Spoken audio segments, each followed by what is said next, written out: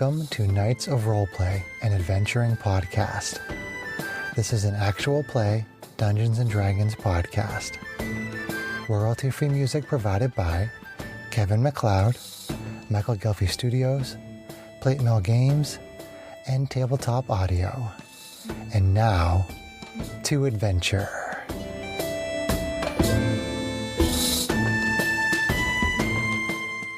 Hello, listeners. Thank you for joining us for this episode of Knights of Roleplay.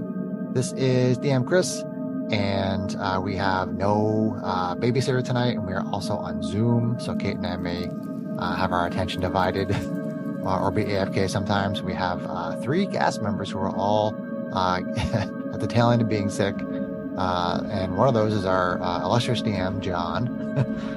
So I'm going to allow John to try to kill us while he is kind of sick. Go ahead, John. Yeah, Chris, for some reason, just didn't want me to share the love. I mean, really, Chris? I don't know what's wrong with him. We've all shared the love. I know. That's the unfortunate part, that we've all shared the love. So anyway. What does it say that me and 2 of the boys shared the love? Whoa. Whoa. So where we last left off at our last adventure, you managed to dodge the remnants of the vicious spiders with a daring charge and grab by Dirkris to get your next god. And after that, you went down the last remaining corridor, where you were blocked by a large fan, or would have been, but for the reflexes of the party's monks, managed to bypass that with relative ease. There, Dirkris got magic zapped, Tavriel got metal bent, and Mayock turned ice cold in order to open the last sarcophagus, wherein you had to spank the vicious little monkey. And for your trouble, you got yourself a third god and a rather sinister mace. Taking a quick hour to identify your magic items, you found during that hour another one of those large metal constructs came stomping onto the pressure plate that starts the fan up, and there you now sit inside the god's tomb, while that large armor-bound creature is on the other side of a very fast-spinning metal fan. How would you like to proceed? So, John, to review, when I tried to use the Mace of Terror on it, it appeared that the creature had failed the save but was not affected, right? Am I interpreting how you described that correctly? Well, you wouldn't know whether or not he passed or failed a save. But he did not appear to be affected. Okay. All right.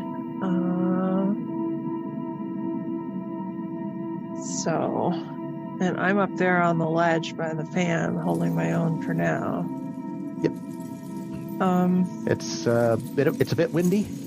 But I think you made your check last time, so yeah, you're hanging on. Can you remind me, did we thoroughly search the room the last time as far as trying to see if there were mechanisms to disable the trap? You did do a pretty thorough investigation of the room. Okay. You don't see any kind of mechanism to stop the fan from this side. Okay. What's around for debris? I mean, do we have pieces of the sarcophagus we can try to jam into the fan or something? The sarcophagus pieces are really brittle. You think the fan would chew them up, no problem. I mean, you opened it up with a kick. Okay. Go ahead, John. The 3 chests are firmly attached to the floor, and you can't seem to move them. Other than that, you've got yourself a undead monkey thing. And let's see, where's that? Throw it into the fan. Well, the undead monkey corpse doesn't have any problem getting chewed up by the fan. And Kate, you get pelted by undead monkey corpse dust. Ew. I was kidding, but I like what you did, so we're going to go with it. We still have a spiritual boar. I think it already poofed. It's probably pooped by now. You hung about for an hour. Because it didn't have any weight, so we couldn't use it for the pressure plate. Say I could potentially stun it from a distance. Something about how this god is affecting me, but I don't think that's going to help. It'll just stay on the plate. It'll still be stuck. What about like attacking the fan? I mean, there must be some point in the middle where the fan is spinning around, and we can maybe maybe destroy the mechanism and just beat up the fan. Let me get see if I can get a solid description of the fan itself. Mounted at a single point. You told us we had the tools we needed, so I'm intrigued by this. What do you think we should do, Liliana? What do you think we should do? Mommy. Mommy? All right, I'll ask Mommy what we should do.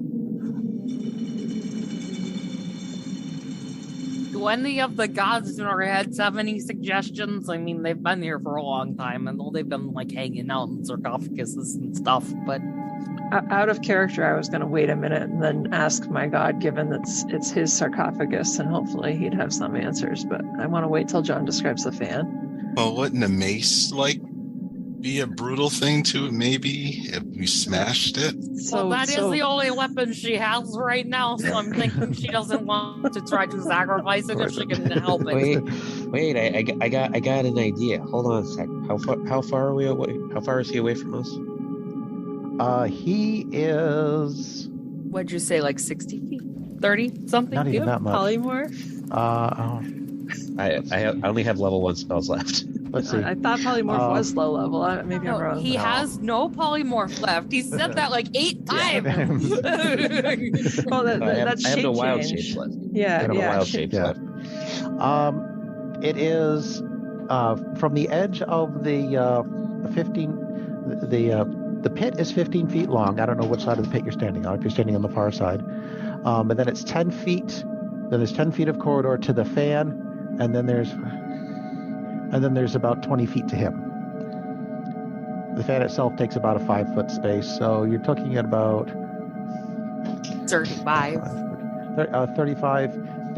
feet of corridor plus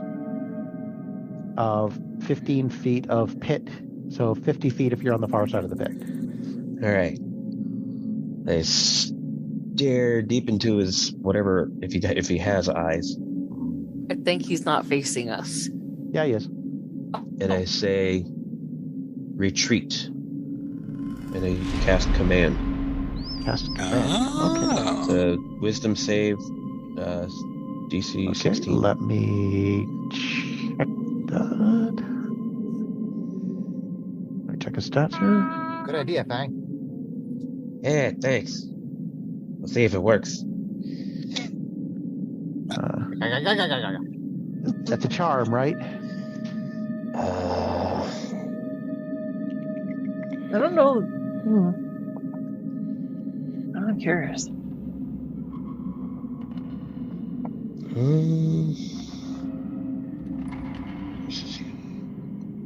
So, yeah.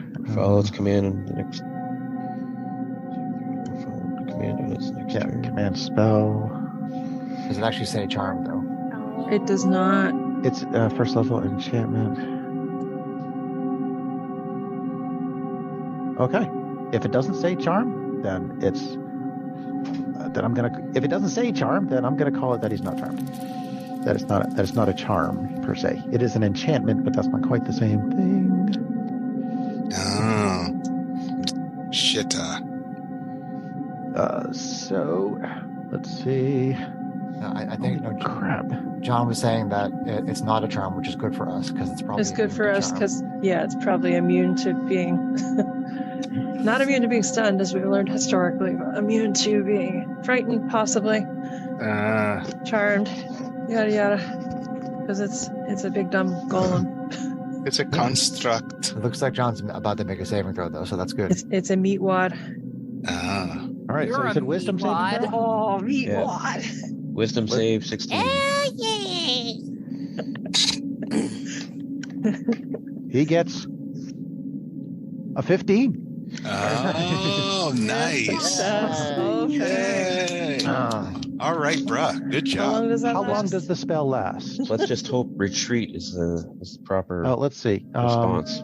What is the duration of the spell? 1 round. One So- round. I would guess that. I guess it would technically start combat. Okay. Almost.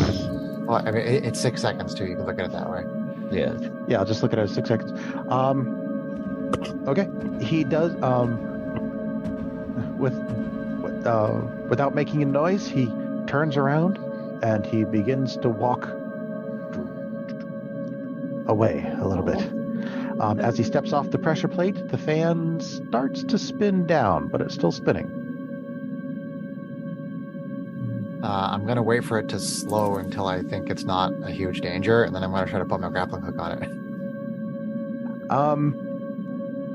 If the you're pretty sure that he's going to be coming back pretty quick. Okay, I just wait until the last second, and then if he's about to step back on the pressure plate and the fan's still going too fast, then I will abort the plan. Okay, so let me see. I mean, how far did he retreat though? Because if he retreated his full movement, Yeah, he'll be back at the end of his next round. At the end of his next movement. Okay. Go ahead. All right. If you're going to throw in the grappling hook, then go ahead and make a strength athletics check at disadvantage, unless somebody wants to help you, obviously. I can help because I was up there anyway. Oh, that's right. Okay. I'm not near. I'm Then go ahead far. Then go ahead and make a normal one. Just Because it's probably still going kind of fast, but just not quite full speed. okay, strength athletics. Okay. 17. 17.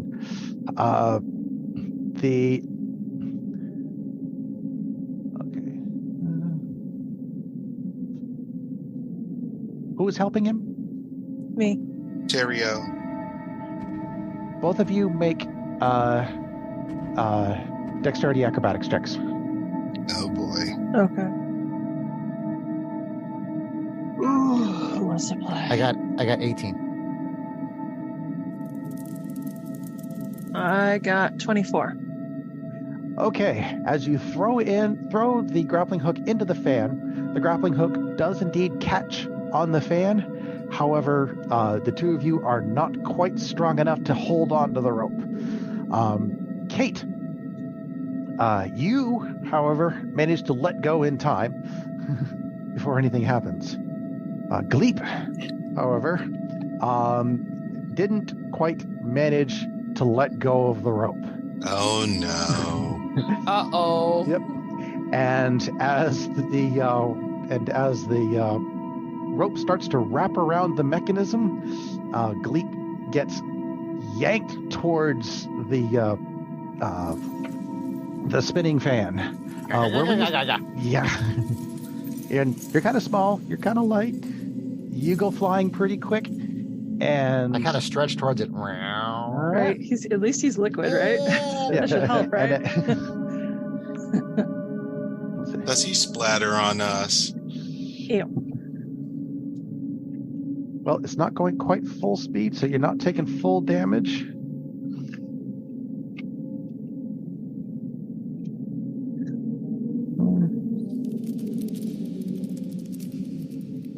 And as you go flying up and you collide into the fan blades, you take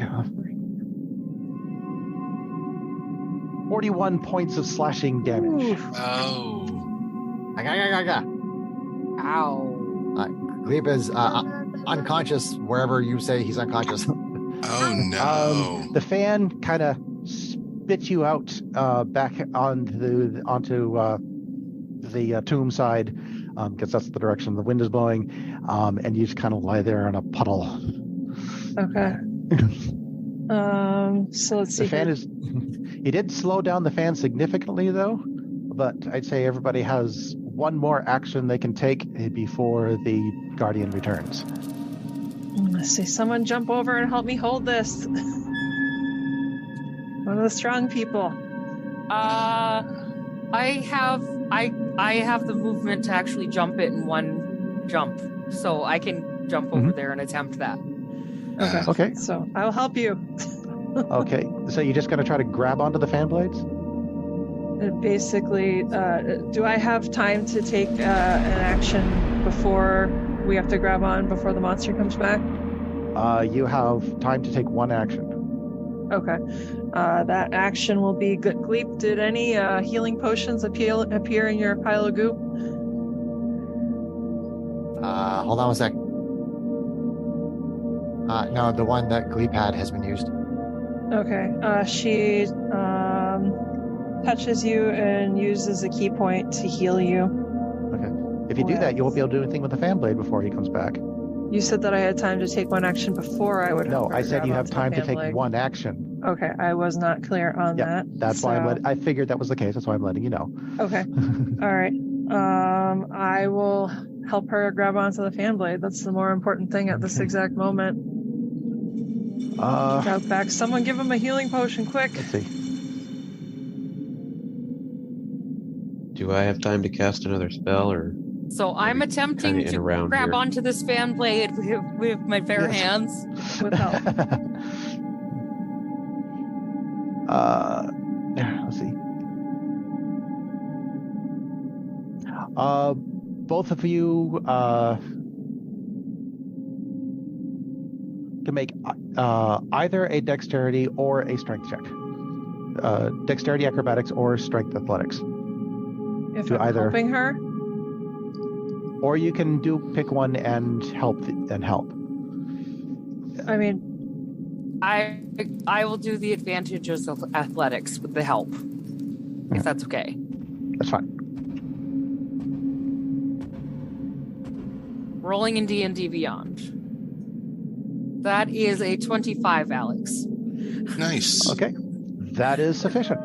The two of you together manage to grab hold of the slowing fan blade and bring it to a stop. okay. Mayak, Fang, you've still also got an action to take before he comes back. How far am I away from where Gleep is? You're about 25 feet away across a Hit. Yeah, to review, which you though, wouldn't Greg, have any you- problem jumping. Yeah, you had the strength last adventure to jump it, so you could jump over and do If something. your to strength heal him. score is more than 15, you can jump it in one. Yeah, I'm gonna jump it and see if I can. Well, what do I have to even do? I don't think I have any. I mean, I thought you spots. bought healing potions. I did, but can And if he you take if you- it though? you give Yeah, it you to can him. dump it on him. Yeah, Okay. just dump it into the sludge. I mean, All don't right. you have level 1 cure wounds, Greg? Yes, I do. So how much does that heal for? That might be better.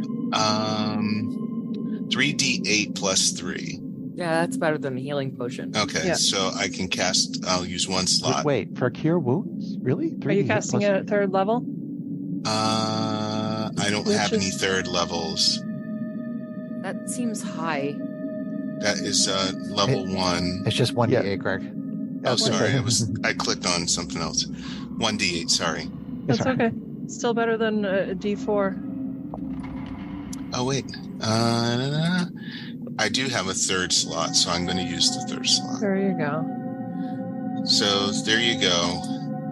Level 3 cure wounds for Bleep.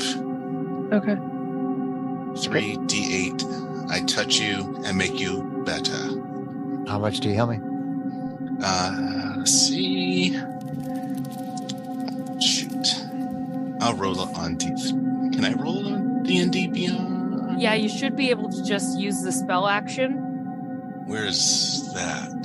So, click into the spells, and there should be like where you normally hit damage or whatever in the Okay. little box. You should be able to like actually click on it and hit roll.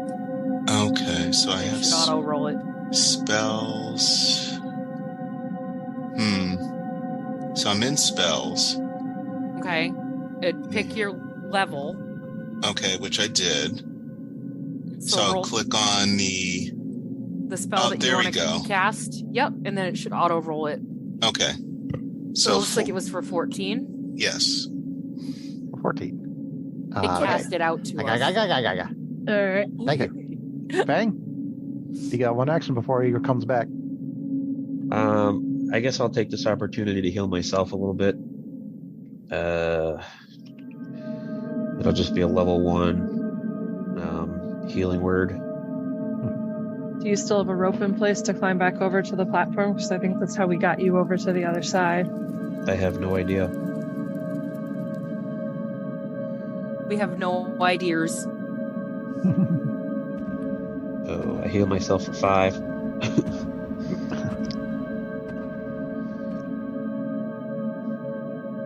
Okay. And as you finish up your healing spell from down the tunnel, you once again start hearing the thump, thump, thump as the big metal man once again walks around the corner and steps back onto the pressure plate. Dirkus and Tavriel, you're still hanging onto the fan. Make another strength check. All right, so I'm helping you. So with advantage again, go ahead, Dirkus. With adventure. With adventure. Strong. With adventure. Strong like tiny kobold of rage. Strong like tiny kobold of rage. 26. That will do it. The fan tries to start up, but you manage to hold it down. You better run and you better take that thing down. Okay, I think at this point we can go into initiative.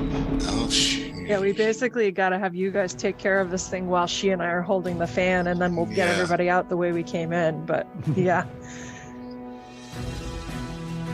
Leap's got this. All right, so how do I roll initiative on here? I think you just click on your initiative. Right click on your initiative, and well, for me, I have to right click and hit advantage because I have the. Oh, I don't have advantage. But if you don't, just click on the initiative, the box right under initiative, and it'll roll it for you. Okay. Let's see. Turquoise. Well, that's nice. It automatically populates the initiative in my tracker here. Oh, yeah. When we roll it on D&D Beyond, yeah. Yep. Very spiffy and handy. So I can stay on mute and not have to tell you what I got. Why? Okay, I can't. But we would miss hearing you. All right, so if So the box should be right Would you underneath really? proficiency bonus, next to your armor class. next to armor class, okay. I have initiative 0. Yep, just so click on it. click on the box, Oh, Up in okay. the box. There we go. Yep. and it should auto roll. Yeah, there you go. Beautiful. Yep, got you filled in. All right. Fang, what you got? I got 9. 9. Davriel. 11. Okay, between you and I Mayock, have I'm assuming No you have, initiative. I have +5. and Gleep, what you got? 19. Okay. All right. Well, our combat initiative order is. I had a 20, by the way, and Mayock had an 11 as well. Yeah. Yep. For the listeners. So for the Can't listeners, see yeah, I was your just about to go. tracker. Yes, I was just going to go Chris, do through you the have eyes on her? initiative order. Yes, honey, I do. Oh, I see. No, I saw an arm. Okay. First up is Dirkus, followed by Gleep, followed by the big metal man, then Tavriel, then Mayock, and then Fang. So, Dirkus, you just let's see, you're still holding on to the fan blade? Somebody better take this thing down. I'm very, very tired. You rage to get advantage on checks, or I guess you won't be able to keep it, right? Not unless I take damage. Okay. Right. Yeah. Never mind. I'll Not worth no, it. I'll You take could your last. smack me to keep me angry if you really want, but you know. Yeah, I'll take your last success as your success for this round Okay. because you just rolled Thank it. you. I appreciate that. Thank you. Yep. Gleep, are you awake? Yes. Okay, it's your turn. What do you want to do? Go through the fan blades and run down there and start fighting this thing. Okay. Make your roll to hit. Okay. Are you doing your usual grapple shenanigans? No, because Gleep is pretty badly hurt, so I'm going to wind up using flurry of blows and the drunken techniques, so I get the benefit of the disengage action. So I'm going to punch and run. Okay, gotcha. So here is attack number 1. Natural 1. Attack number 2. Natural 1. Oh no. Wow, Oh, jeez. you're still disoriented. Flurry of blows. Attack number 1. That's my daughter. I got 2 ones this time, so that's an 11. Plus 7 is 18. That hits. So it's 5 points of magical bludgeoning. Okay. And last attack. Oh, that's much higher. AC 28 Will also hit. for 5 points of magical bludgeoning, Okay. and I will move away from the monster, somewhere not on the pressure plate, in the other direction. Okay, out into the corridor. Okay. Yep, and that is Cleep. Okay. He.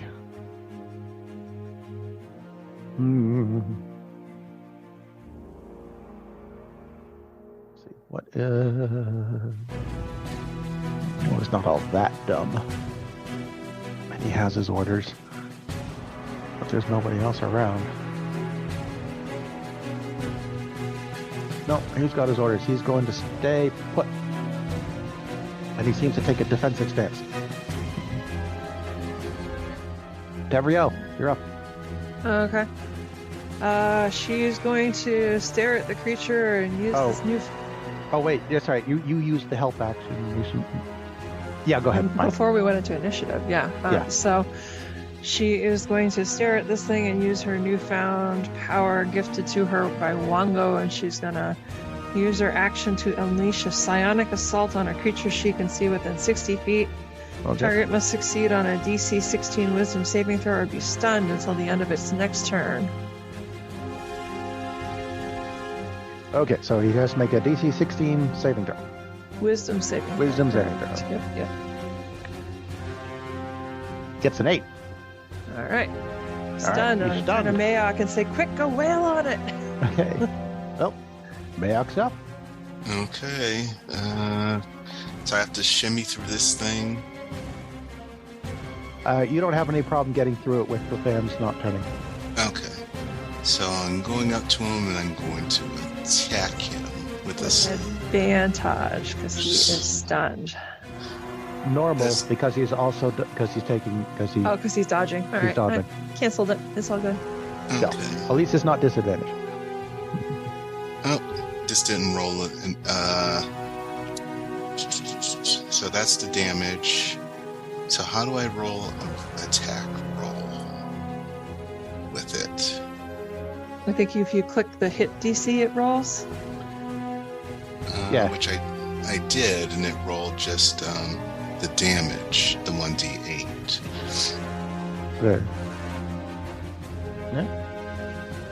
Yeah, you click on the hit DC box, and it rolls the D20. Not And the then click on damage the box. damage, and it Oh. rolls the damage. Okay, so click on. Oh, the hit DC box instead. Ugh. Yeah, that's not gonna do it. An 11 will not hit. Alright, so luckily I have another attack. Yep. So let's try this again. Yeah, John, if you could. Oh, is that a critical? Is it? Yes. Paladins and criticals for the win. All right. I'm definitely going to put a smite on that. Mm-hmm. Let's see. So roll I guess I have to do that first. The smite. Divine smite. Okay. And I'm going to roll. That didn't roll critical damage, though. No, it won't. You'll have to. You'll still have to do it and add it up if you don't have your dice in front of you. Okay, so I did 1, so that was 6. And I do this 2 more times. What are you attacking with? I'm doing a level. I only have a level 2, so it's going to be a level 2. Okay, so that should be 4d8 plus double your damage dice. Okay. So what was your damage dice? Damage dice was D8. So you got to roll a d8 damage dice again, and then you got to roll 4 more for the smite. Okay. So let's see. That again. Oh, look, great 1. And smite. So that's a total of 7. 7 was your base damage? There was 3 first, plus the 4. Okay. Okay. And your smite damage? And I'm rolling that now. Okay, so I kind of don't like rolling these pretend dice. Do you have real ones? Okay. Just switch over, man. Yeah. Yeah. Yeah, and anybody using D&D Beyond, please call out your numbers as per Sarah's suggestion, because that's a very good idea. Yeah, because I can't see it. It's not showing on my screen right now. All right.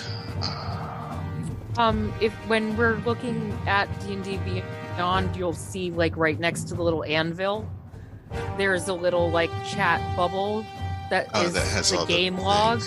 That'll actually pull up everybody's rolls for you. Oh, okay. Oh shoot! It just went to builder for me. No, don't click on the anvil. You don't want to click on the anvil. You want to click on the little chat bubble next to the anvil. To the left of it. Oh, there we All go. right. Uh-huh. I'm gonna roll the 4 dice with normal dice because I've had enough. It's more satisfying. Sorry.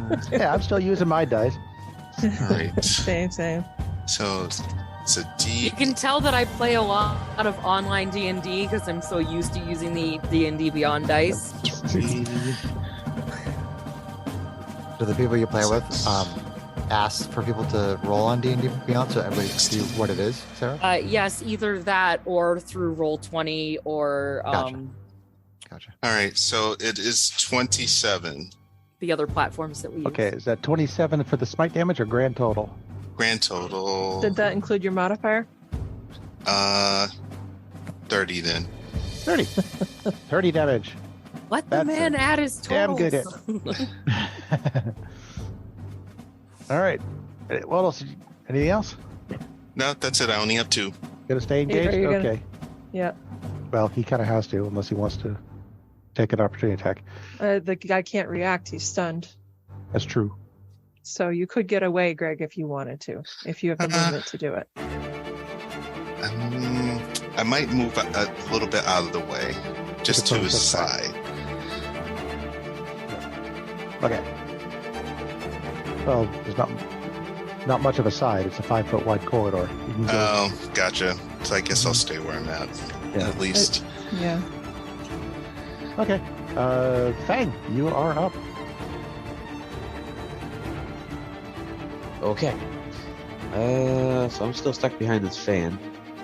I don't think we determined if we had a rope that I could climb. So I'm going to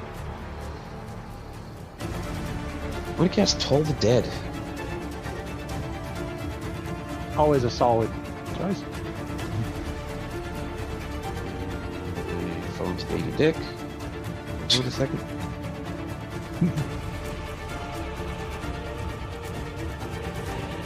So is that an attack? Is that an attack roll, or do I have to make a save?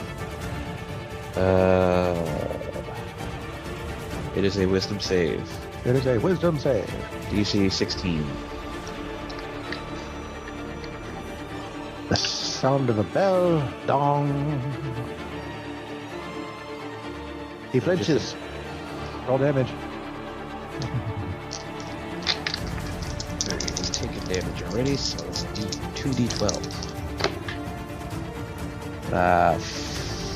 14.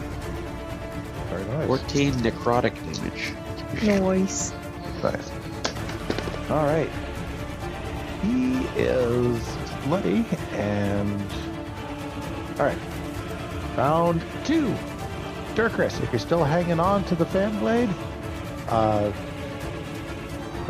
make an athletic saving throw. Okay. I will do that. Saving throw or check, John? Or check, sorry. A strength athletics check. Oh, looks like she's good. That would be a 28. That will do it. Strong like strong kobold. I'm strong like strong kobold. Take this thing out, though. I don't like this fan blade. As you're holding on to the fan blade, it's still trying to turn. You're still holding on. You feel something pop. Oh. Not her Hopefully hand. it's the fan. Is the fan still interesting? Gleep. Okay. Let's see. The thing is bloodied. It's still stunned, right? It is still stunned. What is the duration of the stun? Until her next turn. Until your next turn, Gabrielle. The stun was until the start of its until the end of its next turn. Until the end of its next turn. Yep. Okay. All right. So, I'll just try to do Double as much. stun it. I'll try to do as much damage to it as I can. Triple stun.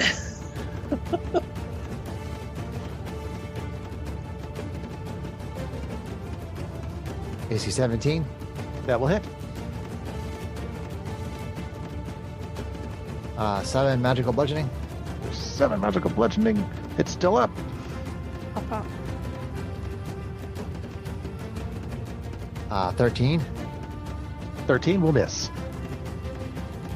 Flurry of blows. Flurry blowjobs. Not that I would want it on one of these things. Ew. Ugh. AC 24 for 4 magical bludgeoning. For 4. Still up. AC 21 for 6 magical bludgeoning. Takes it.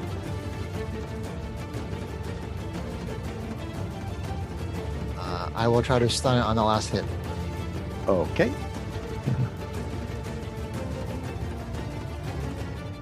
So it's a Actually, technically, all these should have been a disadvantage, but he's stunned, so whatever. Oh, that's right. The stun counts. Yeah, that's right. con Yeah, save they DC shouldn't 15. have. Con save DC 15. Con save DC 15. He fails. Alright. Okay, Cleave is done. Cleave will move away again. Okay. Tomb Guardian. With all the power it can muster, it does absolutely nothing because it's stunned. Go ahead, Gabrielle. Alright. Let's see here. I am going to look at, I don't think I have anything fun with bonus action. Or use that. Sorry, blow.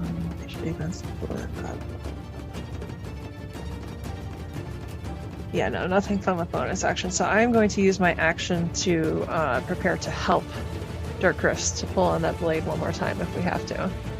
Okay. So you will help Dirkris on her next turn. Okay. Mayak. All right, I'm going in for an attack again. Now you have advantage for reals. All right. Yep, because he was not able to take the dodge action, or the, whatever it is. All right. See. So that's going to be to hit.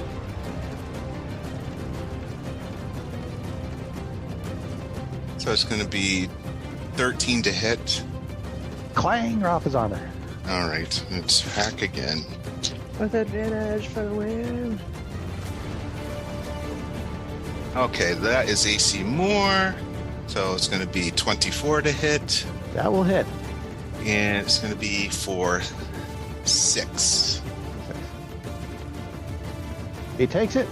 It is not looking so hot. Pretty dented up right now. All right, and that's it for me. All right. Bang. What you want to do? Once again, the corridor echoes with the chime of a bell. As I cast Toll the Dead again. What's the DC on that? Wisdom 16. He fails again. So go and roll your damage. 13.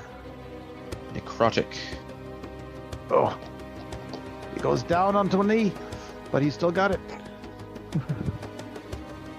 Durkris, round 3. Still holding on to that fan Still holding blade. on. With advantage. Yep. With Tavriel helping you, go ahead. Make your strength athletics. Oh, 17. Oh no. With advantage? Yes, no. I rolled a 3 and a 9. Oh no. Well, Maybe we can destroy this thing before it gets too bad. Maybe. Hopefully that crack wasn't my back. I mean, we had already partially broken it, so there's the question. Well, we don't know that we broke it. He didn't say that. Heard a pop. Stop making assumptions, Kate. It could be Durkris's knee that popped.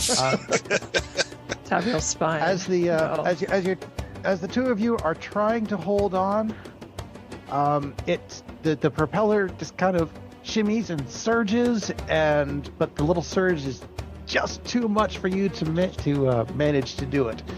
So, Oh no. So the propeller slips from your grasp and starts spinning again, and both of you, since you were both holding on to the fan blade, Oh no. take 7 points of slashing damage. Ouchie.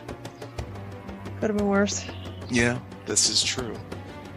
Motherfucker! And the fan starts to spin up again. Okay. Alrighty. This could be bad Anything? because you guys are on the other side of it. Anything else you want to do? Besides curse, Curse. Okay. Then Maybe- Gleep. throw. No, I can't throw a javelin as a bonus action. Okay. Alright. Then Gleep. Are you doing the rules as written as far as grapple, being able to move people? I don't see why not. Okay, I'm gonna try to grapple the stupid thing. Hi, Speedy, and move it off of the pressure plate. Yeah. Okay. Which it actually will automatically fail its challenge against you because it is stunned.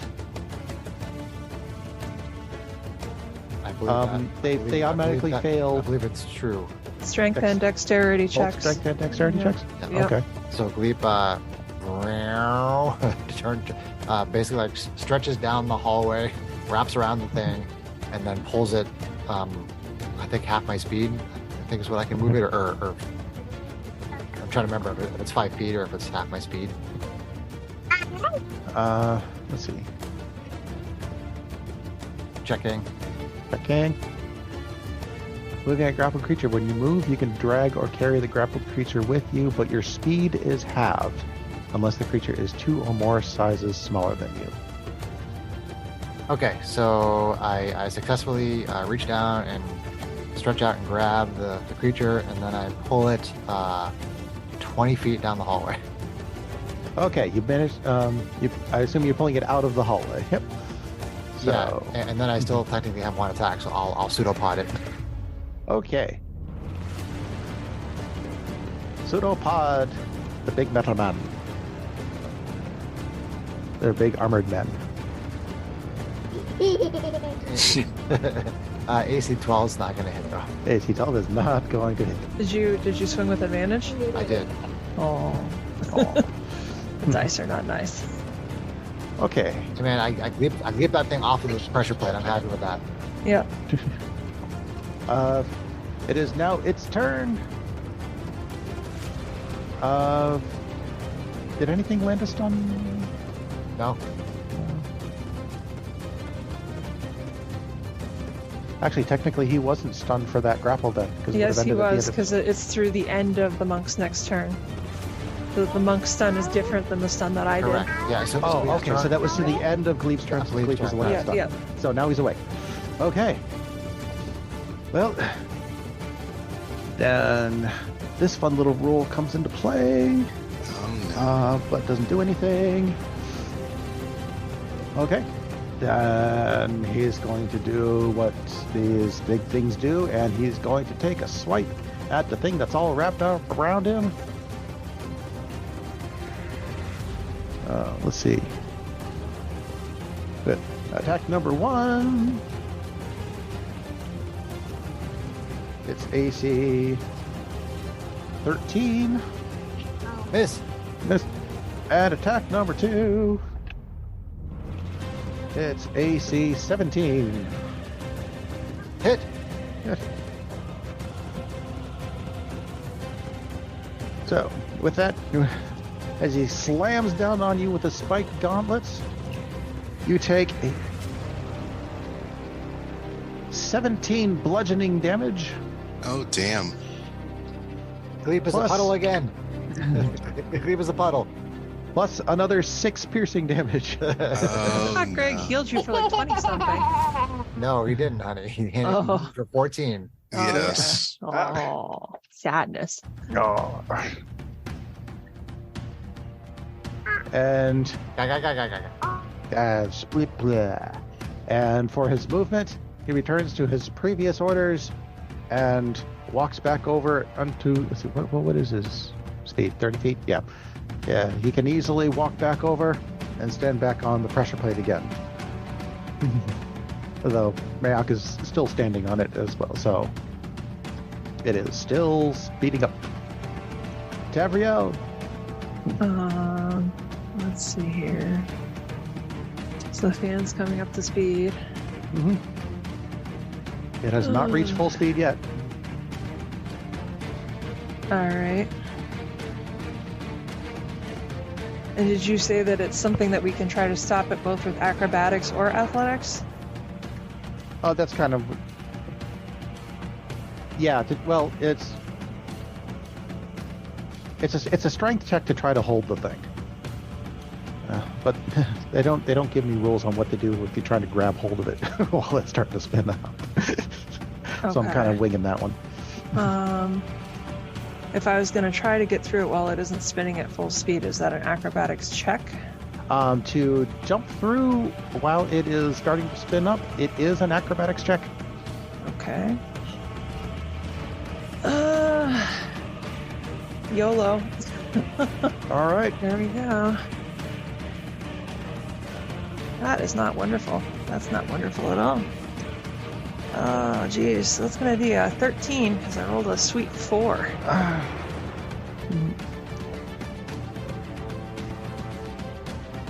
Sean's counting his dice. That's not good. Oh, boy. All right. As you 2 fatalities. As you try to jump through the blades, you unfortunately slip on some remnant of Gleep. Gleep's on the other side, like way far away. Yeah, but he was kind of in a bit of a puddle there. He leaked a bit. And it's funnier that way. Right. It seems about right. So the timing doesn't quite work out. You get wanged by the by one of the blades as you try to jump through, and oh, you're not going to like this. Oh, no. It's a very significant pregnant pause, as the saying goes. Right. And take 46 slashing damage as that blade slams into you. Okay. Very bloody. Still standing. Oh, Okay. So rethinking this, she's gonna kind of like almost. Oh, you made it through. You just took the damage. Oh, I did. Oh, okay. All right. Well, she's gonna keep moving and swing on Mr. Metal McMetalface. Okay, swing away. While DM looks for the dice he dropped. We might fire that dice, though. That dice tried to get me killed. All right. Let's do that. There it is. Unarmed combat. Alright. So, it's a d6. Who feels like rolling? Sure. Alright. AC 20 to hit. AC 20 will hit. 9 magical fist. Okay, with that fist of vengeance, you slam down on the head of the weird metal thing and you crumple it. Yes. Okay. Alright, and then let's see here. Because she still has movement left, because she's got 45 feet of movement, she's gonna rush over to Buddy Gleep and burn a key point again.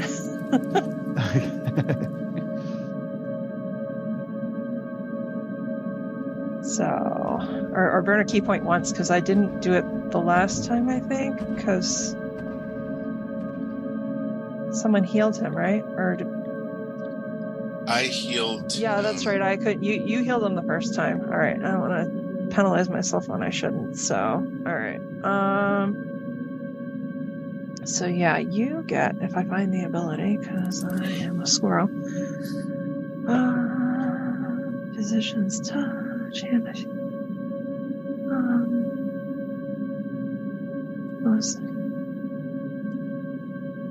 feeling. Why can't I even find that? That's super. Sorry. I think it's a D6 plus something. I'm just trying to confirm what it is. D6 plus 2. All right. So, Gleep, you got 3 hit points, buddy. Thank you. I got. I say, may I get off the plate so it stops spinning? Okay. Get off the plate. Okay, yeah. You managed to get everything off the pressure plate, and the fan spins back down again. Now you just have to figure out how to get this kobold and goblin thing out from behind the fan. I say, you, the voice in my head, you said you wanted to help us. How do we disable this thing? Disable? Why would you want to do that? Throw something in it. I don't know. What happens to you if Jump I into die? it.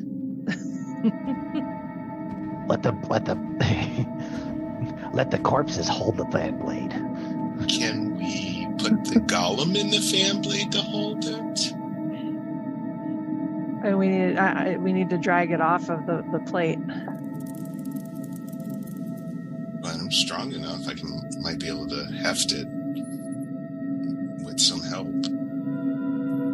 I think given it chopped living beings, it's not going to. Golem will just get chopped to pieces and Dirkers will get blasted with golem bits. She might be able to get out while it's not turning, though. I mean, we can get the golem off the pressure plate, and though it's a bit of a gamble, Gleep and I could use our monk cheese to get back through and hold it so that everybody else can escape. And then use our monk cheese to get back out again. That's how we got in. It's a bit of a gamble, though, because if we screw up, we're both probably dead. Chris is all for that plan. So was Wango. Do it. It's like Beavis and Butthead.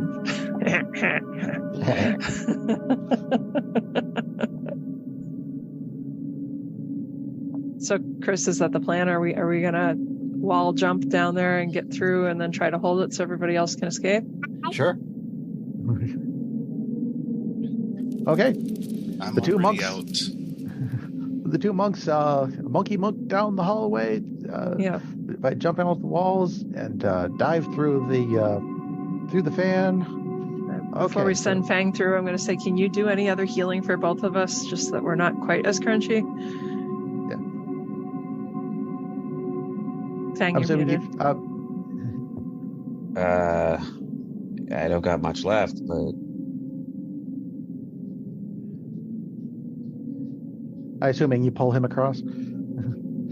Yeah, we don't make him fall in the pit. Okay. I mean, all right. So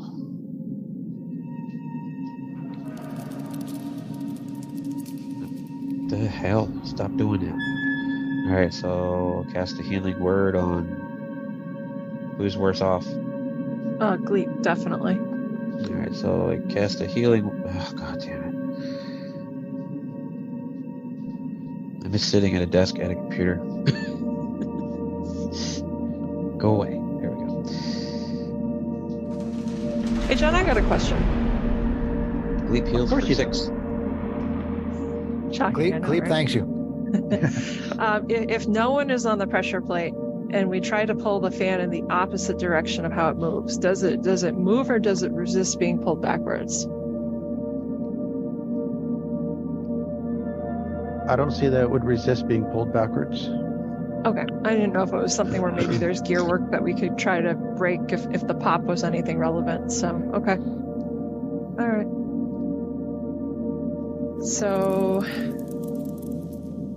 let's see here. Who out of Fang and May or Dirkers who have to get through has the better hit points just in case we don't manage to hold it? I'm already outside. I have 24. Dirkers. You're muted. I'm at 16 hit points.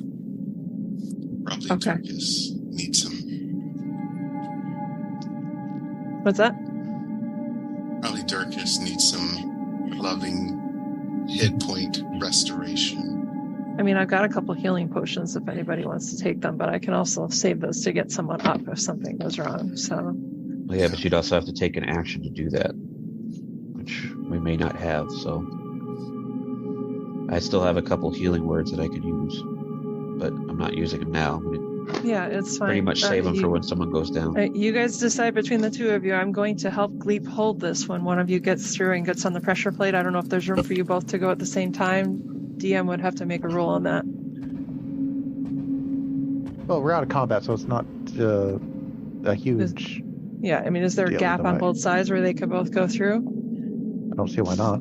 Okay, both of you guys I go. mean, it's technically, it's a 5-foot corridor, so unless you'd have to squeeze. So. Yeah, you guys decide. One after the other, somebody gotta go. Go ahead, Dirkris. Okay, I'm going, I guess. Okay, as you jump through the, you run through the fan blade and you step on the pressure plate and the fan starts to spin up. Right, but assuming you just keep on going. Yeah, I'm just gonna keep running. Yeah, just keep right on going. You run out, and as you do, you manage to get out before the fan comes up to full speed. I was helping Gleep to hold it so that it wouldn't spin when it starts to spin up. Oh, I missed that. Yeah. Why would you bother? Oh, there's time to actually get through without it spinning up? Yeah, that's that. Never mind. You're not going to hit the ground until you hit the ground on the other side. Right, so you get off the plate and let it spin down. Then we do the same with... All right, never mind. That's why I'm like, why are we even discussing this? Like, just go through one at a time. My brain is not braining today, and I was trying to get Gleep and I killed because I knew it would make me happy. Yeah, no. Well, hey, if you want to dive into the fan, go right for it. And no one's saying committing seppuku. I'm not going to suicide Gleep. That's another 12d10 damage. Let's see what we got going on. Suicide Gleep. I was kidding, John, you goober. It's my suicide Gleep. 8. Okay, I've only got 8 d10s out here. You're lucky. I would give you a certain hand signal, but my daughter's watching. She's not even looking at the screen. But I appreciate the sentiment. Thank you. Okay. You are okay. So you find yourself back on the balcony, in the large, what was it, 30-ish foot, 40-ish, 50-ish foot room, 50-foot room, whatever it is. To your right is the balcony overlooks the stairs going down to level 2, and of course you have the various corridors that you've already explored. Okay. So, alrighty then, Tomb Divers, managed to make your way out of the spinning blades of doom, and as far as you know, there isn't too much that you haven't explored up on this level, unless there's any particular places that caught your interest that you want to check out again. Well, there was that chest being hung by the ceiling. Tavriel thinks a minute and drinks one of her potion bottles of water from the fountain. Okay.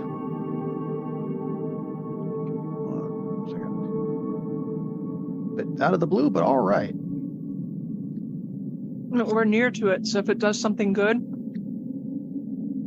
we can go get as much of the water as we can get. Or she's gonna die. One or the other. We'll see. Okay. Okay, it's like maybe today's the day. She's just gonna die. Nope. You're not feeling so good, so you're thinking, maybe this water will help me in some way. So you pop the top off, you quaff the bottle of water,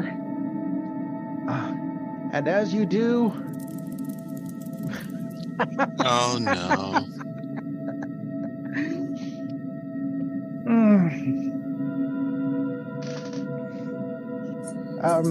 Okay.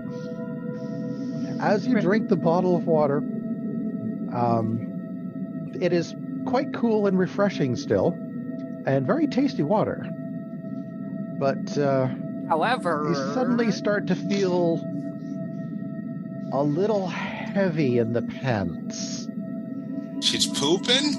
No. Being? She grew a penis? She grew a penis. Oh. Wait, what? wait, what? What? Seriously? Yep. Wow. As you drink the water, you suddenly find yourself feeling very masculine. Oh. Okay. I feel the funny. water has, What's happening? The water has changed your sex. Oh. Not much of a difference. She has a shaved head. No. Instead of Teriel. Nobody can tell the difference, though. Oh. Except you. Well, she's an elf. They're so androgynous anyway. Chris, you should take some of that just in You hear case that her change voice your is mind. just a little bit lower.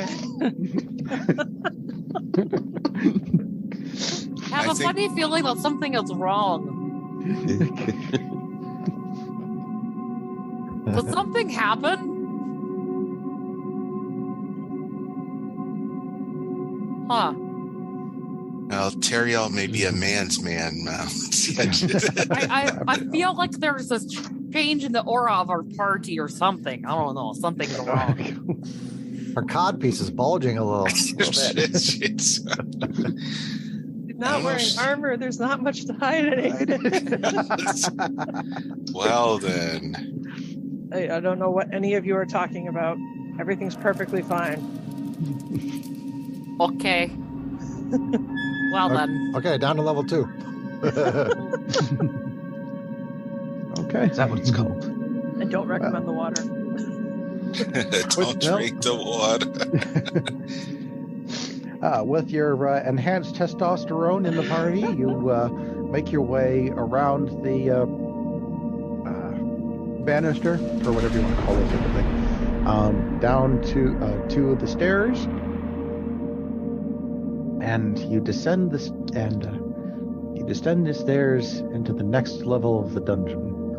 I'm curious, did she lose her breasts? Yes, she is a man. Okay. Shouldn't have a ton in the first place. She's a man. Yes. No. So, okay. So it's not so noticeable. I mean, monks are bound, right? That's like Right. There's no booby armor. She's The feeling. the Adam's apple up here, you know. Your chainmail bikini grew into a regular chainmail shirt. Yeah. She's feeling a little more spry than usual. Oh my goodness gracious! Okay. Great balls of fire? No, too soon. Yeah, I mean, you know, took me a while to get it. Okay. As you descend the stairs down into the next level of the dungeon, any last remnants of light that might have been seeped into the levels are completely vanished, and the area is has a level of darkness that is oppressive, that you almost has weight to it. It's advanced darkness. Through the light of the torch and through your various dark visions, you see mocking devil faces have been graven into the walls, and the air reeks of rotting flesh. As you get to the bottom of the stairs, you can see that the pit to your right continues down into the dark depths below. A corridor goes off to your left, and ahead of you, you can just make out another corridor heading straight off to the east. That is as much as you can see from. Let's see. Actually, no. What's the range on your dark vision? 60 feet? Yeah. Okay. To the south, you see what looks like a oddly ornate door. And on the western wall, you see additional stairs descending into the depths below. So the corridor to the left is to the north? Correct. Cover all four directions? Okay. Yep. It's just easier for me to track it that way. Thank you. So Kate, are you? And one more thing. On the middle of the western wall, the light of the torch reflects on a plaque. Let's go over and check out the plaque. I agree. Okay. So you go and look at the plaque. This is what you see. Wait a minute.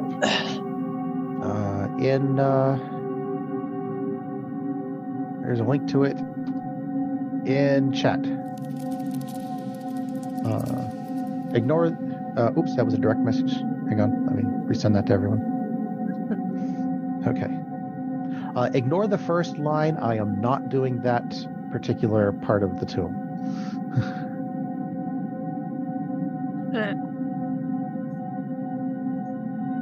It's just a waste of time for everybody. Okay, so the plaque reads, except that first line, the dead abhor sunlight. Only a jewel can tame the frog. Bow as the dead god intoned. Bow as the dead god intoned. Right, gotcha. Into darkness descend. Okay. And it's abhor, you whore. Abhor, yes. Abhor, you whore. Abhor your butt. A new set of hints. Interesting. So where do we see a frog? We haven't seen a frog yet. Not yet, although I think in all those cubes there probably was a frog, so maybe there's a frog god somewhere down here. I claim that one.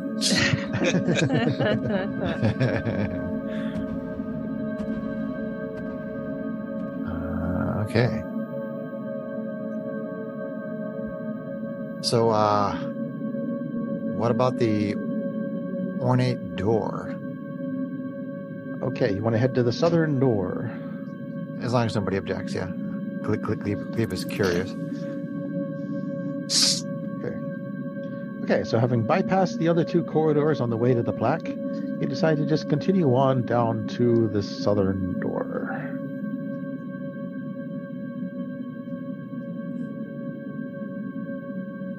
As you approach the door, you hear guttural moans coming from behind it. A what? Guttural moans. Brains? Zombies, oh no. Does it say dead inside on the door? It might as well. 3 oval holes are carved into a 9-foot wide, 9-foot high stone door at human head height.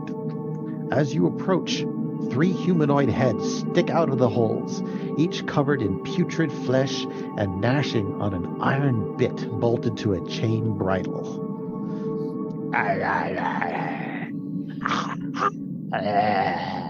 Cool. Oh my goodness. I was making a Walking Dead reference. I love it. Why are these things here? We've already heard that the dead abhor sunlight. Oh. I'm not carrying. Can you, Greg? Do you have it? I can make daylight. Do you have a spell slot high enough for it? My spell slots I have left are 2. Oh, no. I don't. Dang it. Can I perceptify the door, John, just to see if I can see anything interesting?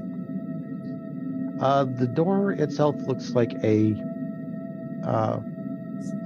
There's not much to see on the outside. It just looks like a very large stone slab. Is really more of a door. Oh, okay. All right. So it's just one giant solid 9x9 slab. Mm-hmm. And there's some zombie heads sticking out of it.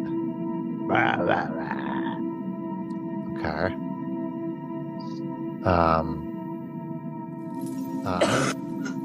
Mayak, if you bring your torch close to them, do they react to Mayak's torch?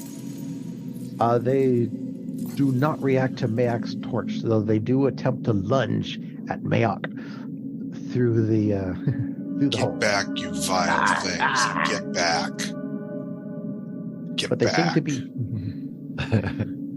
but they seem to be held back by whatever is, but not only by the doors, but by whatever they're chained up, is wrapped around their whatever this harness that's on their head. So they're like pets. Everybody else, dangle your new penis in front of them.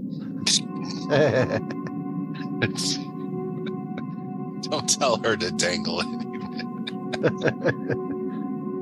Dangle you. So what's on the door? Is there writing or glyphs, or you said there's devil faces like kind of all over the place? That's just the motif of the walls. Gotcha. This is kind of devil's faces and this pervasive odor of rot. But there's nothing written on the door that says beware or any of that. Nope, the door is otherwise seems unadorned. Okay, I'm gonna bow. I'm gonna bow down in front of these undead heads. The zombies try to bite you, but they can't quite reach you. All right. Bow as the dead god intone. Little bites? Guess not. Who has I might have something, but I don't have enough spell slots. who does radiant damage? Anybody have anything with sunlight? I do. Did you burned your 4th level slot, Greg? I thought you were. I only have 3 level slots, so I don't have any 4. Oh, okay. I thought you said you had daylight for some reason. I thought I do, but I don't have any spell slots above 2. Greg, do you have the? Did you say that your particular subclass gives you cantrips? Yes. What do which those I do? have Word of Radiance. Which does radiant damage, right? Yeah, resistance. Hold on, let me look. You utter a divine word and burning radiance erupts from you. Each creature of your choice that you can see within range must succeed on a Constitution saving throw or take 1d6 radiant damage. The spell's damage increases by 1d6 when you reach level 5 and 11, so it's 2d6. So I think Sarah was suggesting that if somebody can do radiant damage to them, that might be might be like sunlight. Yeah. Well, I can do that. Do it. Yeah. All right. I cast a Word of Radiance on them. Word of Radiance. Okay. This spell DC is 15. Well, good news, it's a cantrip, so you could just do it all day long. Take them out. Really need a hidey hole for a long rest at this point. I don't know if we're going to get it. Doesn't seem like it. Sucks to say it, but the room we were in might have been the place. Oops. We get it.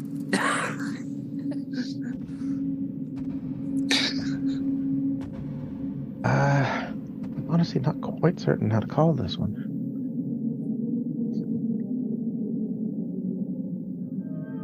That's why you get paid the big bucks.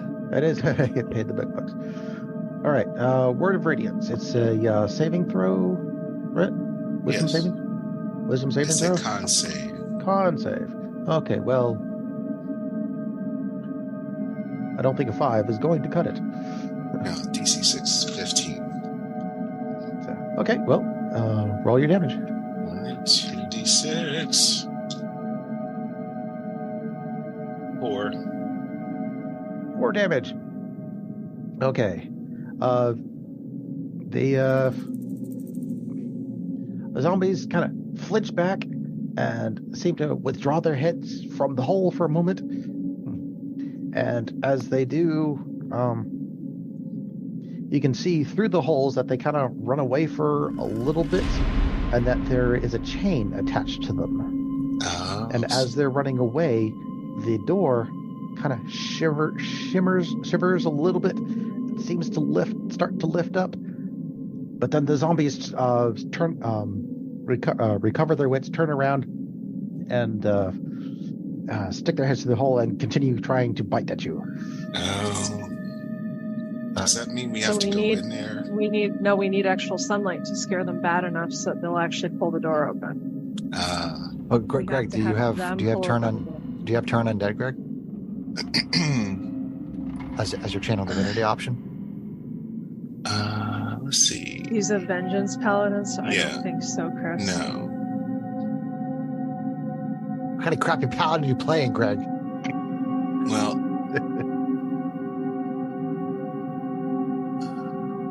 abjure enemy. As an action, choose one creature within 60 feet of you. Fiends and undead have disadvantage on the saving throw, so I could do that. Well, turn undead makes them run as far as they can. Abjure. If your character doesn't have turn undead, then it's fine. No, it does not. Yeah. Okay. You've burned through another couple of torches, by the way, Greg. Oh, great. Okay. Do we want to go back and check one of the other corridors? Torches. I don't think we have any way to produce on that right now. So, No. If people don't object, what was the next closest corridor, John, that we passed? From where you are, the next closest corridor is the eastern corridor. And what can Glebe see 60 feet down the corridor? Let's see.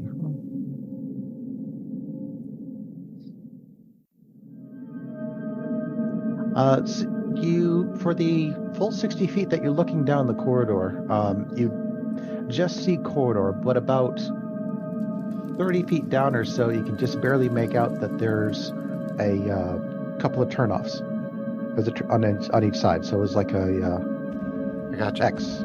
I gotcha. I'm gonna go look. I'm gonna go stare down the other corridor that we passed just to see what I see down there as well. From there, looking down the corridor, you can see, just barely make out that there's a room that looks like it has some kind of statue or something. From where you are, you're not quite sure. Okay. I tell people about that. I say, are people cool with going down and checking out this room? Kate, you're still muted. Sure, why not? Which one? Well, it can't be any worse than where we are right now. Okay. So I guess we'll go down a little further and see what we can see. Can people hear me now? Yes. Yeah. Okay. The northern corridor then? We're going on the northern corridor? The one that looked like there was a statue or something down there, yeah. Okay, yep, that's the northern corridor. Yep. Were there other rooms too that you were describing, John? I'm sorry, I'm half into feeding a baby right now. The other thing I described was the eastern corridor, which all you could see from the end of the corridor was a long corridor, but about 30 feet down or so, it looked like there were a couple of branches on either side. So anyway, okay. Through the darkness and gloom, you work your way down the northern corridor until you find yourself in a fairly small 15-foot square room. The walls and floor of this 15-foot square room are cracked and carved with images of terrified humanoids falling. Set into the middle of this floor is a stone bas-relief of a bearded devil face, painted green. Forlorn cries echo from the black void of its gaping maw.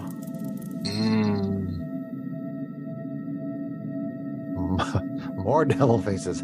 Yep.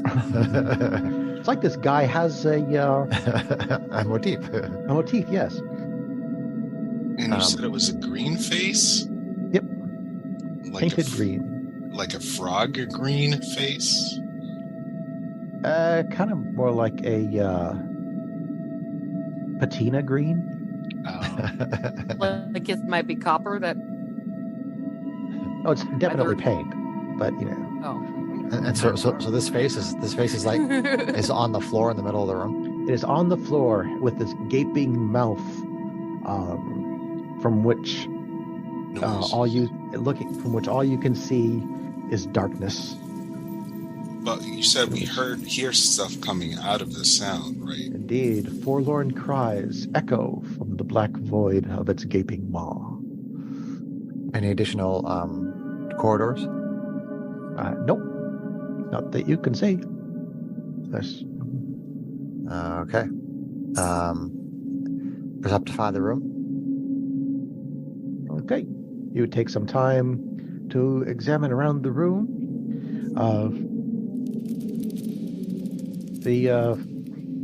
It's pretty easy to tell that simply because your dark vision doesn't penetrate it, that the darkness inside the devil's mouth is once again magical in nature.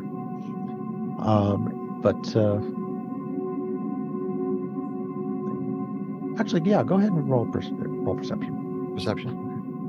Nobody in this party took Dispel Magic, eh? Hey. Well, I might have it, but I haven't been able to change my spells. Gleep got a 21 perception. Okay. You're pretty certain then that the room is otherwise enclosed. That there are no other exits to the room. Okay. I'll let's see. I don't actually have many weapons. Gleep suggests that somebody stick the end of a weapon in that mouth just to see if it does anything. What about a torch? You could do that too. If you got one lit, you can just see what the thing that going in there does. Oh yeah, sidebar. How many darts do you have, Gleep? 4. Gabrielle would probably ask if you're willing to spare a couple just so she doesn't have nothing for a ranged weapon. Sure. I mean, Gleep gives you 2. Yeah. And you got to speak with a deeper voice now. Yeah, you're a dude now. We call her Ty. Come on. Identifies as a girl, man. Call you Greg. Excuse me. Trevor. Greg did the whole girl voice thing. Darkris is very upset about all of this, gender bias you guys are having right now. Matisse had a decent female Screw voice. your gender conformity. Just a biological fact. You don't know.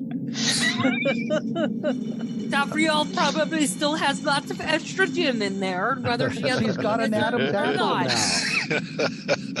now. Oh my God, Greg, stick a thing in the hole. I'm sticking Speaking of giggles. All right, you stick Light your that lit flame. torch. Yeah, okay. You stick your lit torch into the hole, and Mayok, for you, the room is instantly engulfed in darkness. Oh, okay. That doesn't help me. Just for him though. Just for him. Everybody else still sees what's going on because of their dark vision. So we can see the torch in the Gotcha. in the hole. Yep, Mayok's got his torch stuck down into the hole. But we can't see anything in the hole, right? Correct. So it doesn't. Basically, It doesn't do anything. Yeah, well, I mean, Gleep tells you that it's obviously magical darkness, and your torchlight is snuffed out because it's magical darkness. That's basically it, which we kind of already knew. I think what he's trying to say is that it could still be burning in there. Yeah, Right. So if you lift it out, what happens, Greg? I left it out. The room is illuminated by your torch. Cool. Do it again. No, I'm just kidding.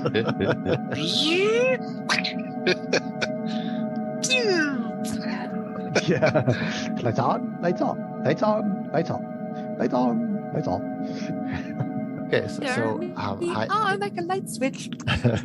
is this gaping maw on the floor like big enough for like if we like throw a rope down it, could a medium-sized creature like fit inside the mouth? It is a 5 foot wide. By medium-sized cylindrical- creature, you're talking about the Dirkris. I'm not sure sorry. I want to do this again. So yes, if you toss a rope down there, you think somebody could climb down it. A medium-sized creature shouldn't have any problem. Okay. Well, I mean, Gleep's take is that he wants to explore every level, and that probably goes down to another level. So he suggests maybe we go to the other passageway. Unless anybody really wants to go down there, in which case, go for it. Although the plaque did say to go into the darkness, but it does seem scary down there. But it does say to go into the darkness. So the darkness descend, yeah. But I'm not sure I want to be the one to go down there. I don't know why you have to keep fighting me. I mean, yeah. I mean, you're right. I mean, the plaque does say "Into darkness descend." So, Darkris, inspiration. But there's always howling things down there. I don't think that I would want to see what's causing them to howl. I mean, I like to howl when I'm having a good time, but for some reason I'm feeling really insecure about going into dark places right now. I don't know why I ended up with this sissy in my head. all right. So, who has the most hit points? Nobody. Not me. I'm at 24. Gleep has 9. Gleep has 9. I have 28. 16. Okay, Mayok, get in the hole. Mayok would be like, Is there only one entrance to this bleeping room way. besides the mouth? Correct. Nothing followed that torch in and out. Maybe we try to sleep here. How long has it been? You're starting to feel a little tired. Could do that. Instead of watch. I was going to let you guys play around with the hole a little bit more, but That's what she said. Whoa. I mean, I do like playing with holes. I could throw a javelin down there and see if it sounds like anything got hit. that might work actually. If it has a bottom. I'm going to dig a poop in the hole. All right, do you guys want to try to take a rest? It's magical dark, not magical silence that we know of. I could go for a rest. I mean, we can try. I doubt we'll get it, but okay. All right, I think we're gonna try for a long rest in this room, John. Okay. Let's see. That will be 8 hours. Where's my D20? I mean, I think logically, if we were actually in this situation, we'd be like trying to find a place to rest. Right, 8 hours. It makes sense. I mean, I'm not going to call you on metagaming for this one. You guys are obviously very hurt, and it is. And you can tell it's pretty. You can tell it's getting kind of late in the evening.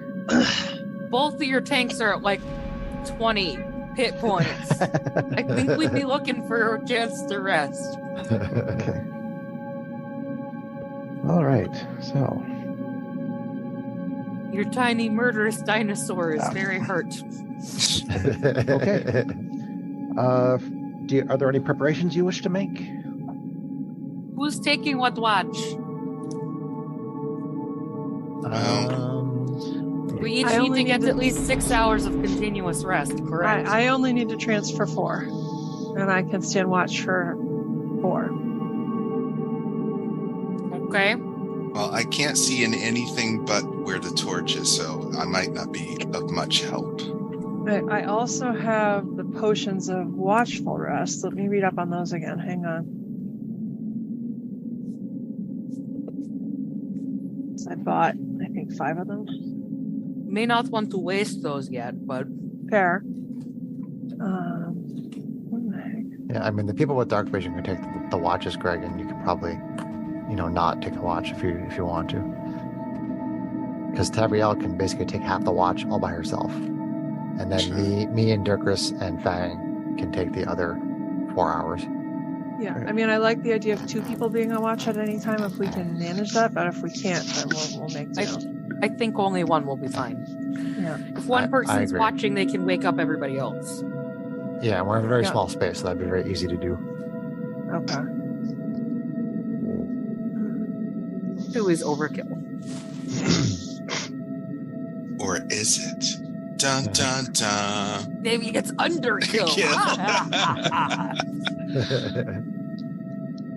Maybe Dirkris is secretly trying to kill you all. Sorry. Ironically, I have potions of watchful rest, and I'm reading that they don't have an effect on elves. No. I actually got them for you guys, apparently. No, you Because didn't. they have all the benefits that she already has, so it's, yeah, it makes sense. You cracked me up. Okay, so I guess. Also, go ahead. Mayak, as the only one who is wearing medium or heavy armor, are you going to be sleeping in your armor? Well, I wouldn't want a brown trowel out there so everyone can look at all my stuff. But We're only going to see it in black and white anyway. If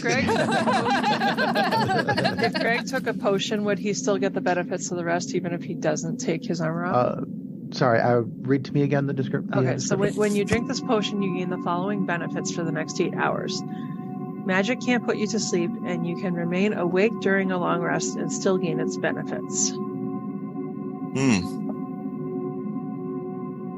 could you could just stay awake for a whole 8 hours and get rested. Mm-hmm. Can I get one of those in real life?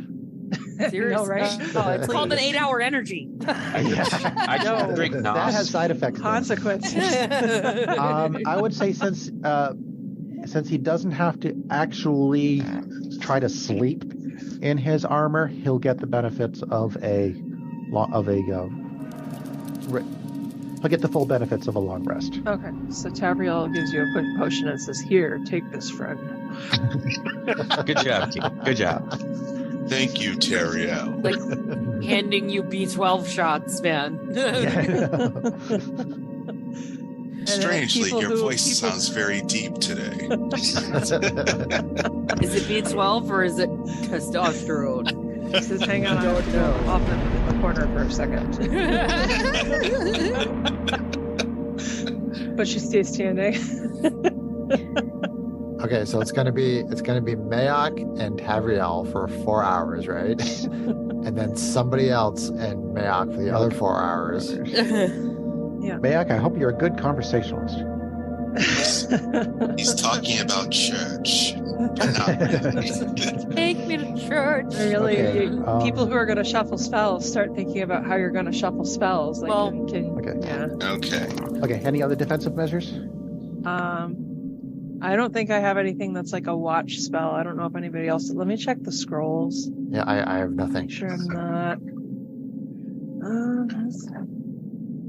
The sucks is I can't change the spells until we actually get the full rest. Yeah. Until you don't get the benefits until the rest is completed. Yeah, we need to make sure we actually get the rest. And which we don't really know if we're going to get the rest. Do you want us to give you an order, John? A watch rotation? Didn't you just say Mayak and Tavriel was the first one you said? Staying awake for the first period of time, and then. But then the other 4 hours, we'll probably switch off between the other three of us during that time. Yeah. Okay. I mean, Tavriel might trance first, if we can shuffle that. Only because if she gets the trance done, she'll have all her benefits back. Sure, that's fine. Okay. So I'm gonna say Gleep is gonna do the first hour with Mayak. Okay. The first two. Sure, the first two. Yeah. Sure. Yes.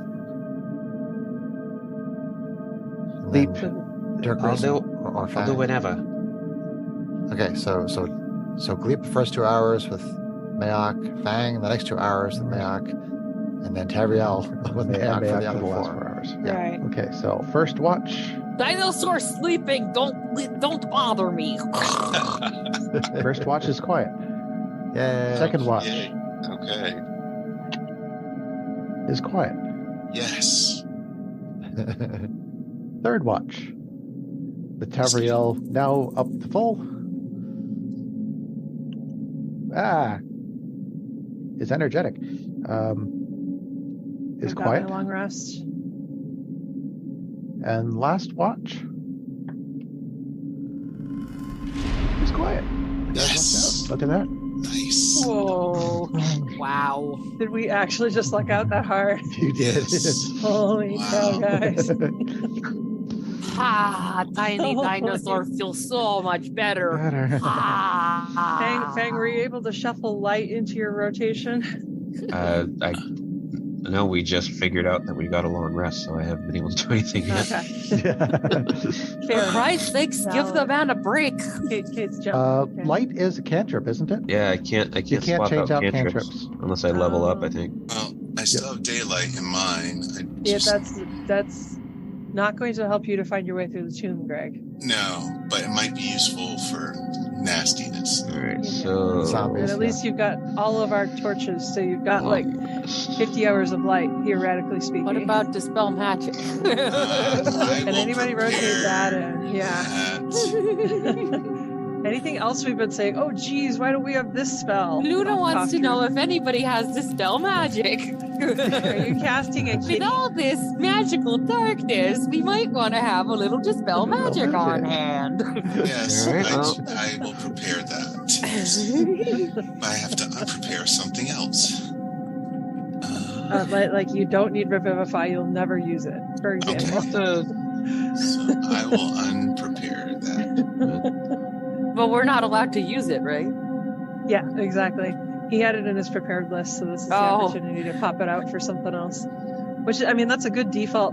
It's what a paladin would normally do. Oh, it's definitely something you would normally want. But these are not normal times. No. We're normal people. No.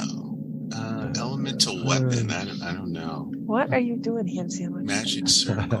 What's that? So we do successfully get the rest, right, John? You do manage to get the rest. Okay. Hallelujah. Man, I was hoping that Gleep would die. I know. I tried really hard. I really tried hard. Hey, you even got spun off the fan. I did. I think Gleep's been unconscious like 6 times. I even have a backup character ready now. Oh, awesome. Ace of Terror I should gain back. There is one thing though. Uh-oh. But we'll go over that once you guys have yourselves Settled. You've got it settled.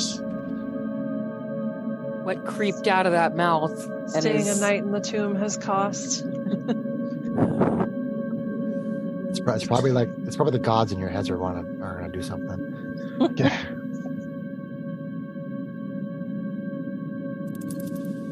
Greg, you said you're preparing to spell magic?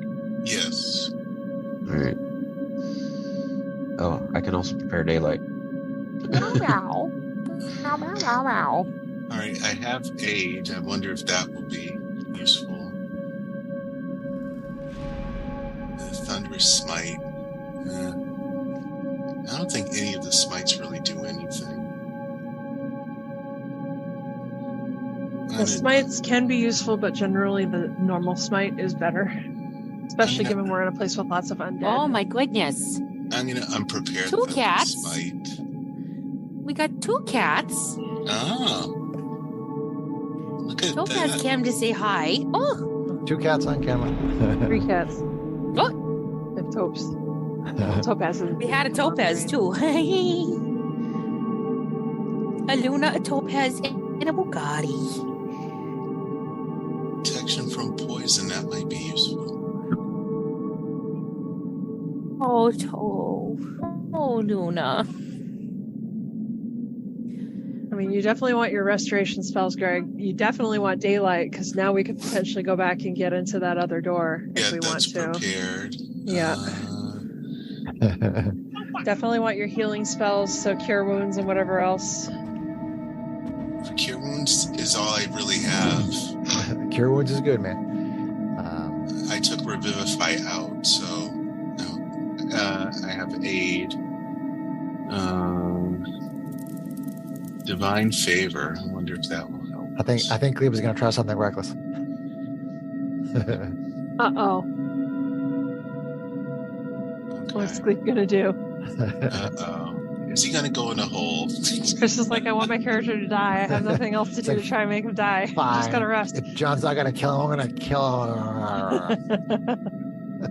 No, I mean, I think it'll be fun if it works the way I hope it works. All right, so long rest. Am I still a dude? You're still a dude. She's just a dude being a dude. She was turned into a dude. I'm tempted to drink another one just to see if it swaps me back, but probably something worse could happen. I know Tavriel's secret. Okay, so monks can move vertically, right? Because we have improved movement. Okay. So I could conceivably run 90 feet down that hole. And then if there's still space left, I have slow fall. I can probably fall like another 100 feet and not take any damage. Okay. Yeah, although John said there was going to be stuff to tabulate for the rest before you do anything, Chris. Oh, sorry. Yeah, you're right. He Sorry. had something he had Go to ahead, do. John. Housekeeping. Everybody except Tavriel. Give me a Constitution save. Oh, no. Except Tavriel. Okay, gotcha. Oh, please, please, please, please. 5. Okay.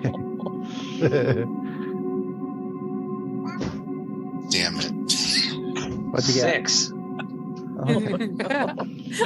The natural 1. 9. 8. That a natural? Wow. And here I set the DC as easy as I could, and every single one of you failed it. Okay. This is going to be unfortunate. At least we all got a long rest. During the night. Actually, no, I take that back. Mayok, you are unaffected. Oh, okay. You didn't sleep. I forgot about that. Did you guys use Mayok's benefit on your saves, by the way? Yes, +3. Don't Well, forget. it's still only an 11. All right, 9. 8. Okay, Dirkus, you made it. Oh! So, Dirkus, you're okay. Thank you, Kate. Happy Okay. dinosaur. Gleep and Fang, however, your night was your sleep was broken by really nasty nightmares. Somebody trying to whisper to you to tickle your fears, to tickle your feet. Fears, and raise images of some of your more insidious fears in your mind while you're trying to sleep. So while you did get the benefits of a long rest, you wake with 1 level of exhaustion. Oh no. Gotcha. Where do I add that? Conditions? Yes. Numero uno. Trying to think what fixes that other than greater restoration. I can't think of anything. Another sleep. I don't think I have That- greater restoration. Greater restoration is pretty well up there in the spell list. So that would seem to make taking potions of watchful rest and not sleeping another additional benefit. Sure. Know. Alright, so I have disadvantage on ability checks. Well, we don't know that that's a general thing of the tomb, or if that's because of the room that we were in either. So let's not make assumptions. Why? Because you don't make an ass out of you and me. So you wake up, Gleep and Fang, kind of groggy. The rest of you, happy and chipper and ready to tackle this tomb. Except for you, Dirkus. You're happy and chipper and ready to go home.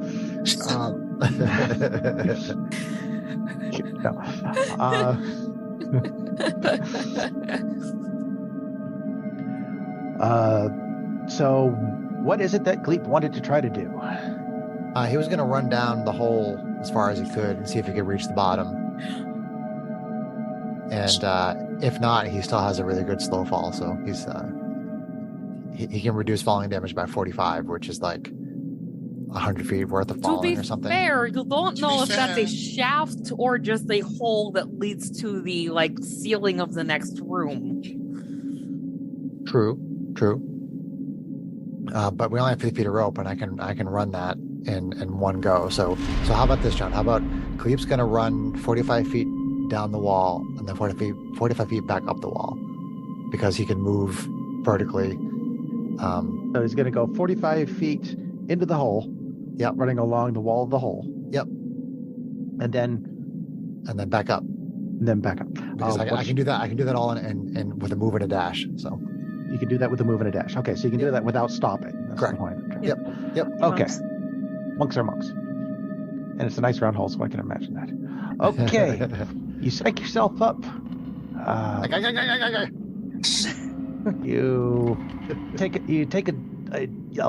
leap into the hole, and you plant your feet on the sides of the hole, and you start running down, and you notice not really feet, but yeah, go ahead. Yeah, or your pods, whatever you want to call them. And as you go flying down the hole, as at breakneck speed, you find that the hole is actually really short, and you should have listened to Dirkus. Oh, no. as the wall suddenly falls away from you, and you suddenly start falling down into a room below you. I turn to a parachute.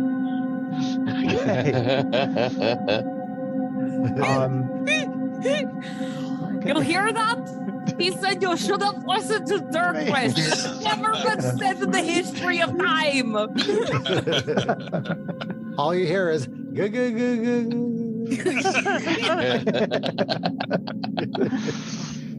Okay. I need to actually look at the map for this one.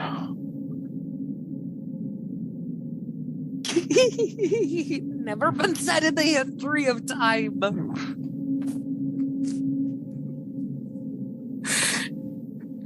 I got 6 characters on deck. It's fine. Okay. Is anybody prepared to spell magic as far as dispelling the Yes. magical darkness? Are you going to attack the darkness? Attack the darkness. I'm gonna attack the Darkrit. Chris, she's loose again, by the way. If you got the monitor, I'll help keep an eye on her. Okay, honey. Just hanging on the rocking chair for now.